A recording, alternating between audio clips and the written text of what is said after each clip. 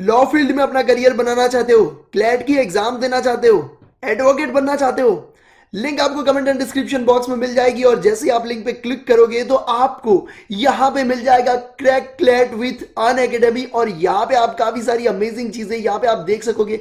आज सुबह 11:30 बजे ये अमेजिंग लीगल करियर मैराथन शुरू होने वाला है, जहां पे आप जान सकोगे कि आपका लॉ फर्म में करियर क्या है। और आप जान सकोगे क्लैट के डायरेक्टली ऑल इंडिया रैंकर 2 से उनका इंटरव्यू से जान सकोगे कि कैसे प्रिपेयर करना है। और कैसे यहाँ पे लीगल बैटल के साथ साथ आप ये भी जान सकोगे कि आपका एज अ प्रैक्टिसिंग एडवोकेट आपका करियर क्या बन सकता है। सो इस चीज को मिस मत करना। आज सुबह 11:30 बजे लिंक आपको कमेंट एंड डिस्क्रिप्शन बॉक्स में मिल जाएगी। इस लिंक पे क्लिक करो और अपना करियर लॉ फील्ड में बनाने के लिए अन अकेडमी चूज करके सब्सक्रिप्शन लेके अन अकेडमी कोड का यूज करो और 99 रुपीज में एक महीने का सब्सक्रिप्शन भी एंजॉय करो। सो आई होप आप इस चीज को अटेंड करोगे।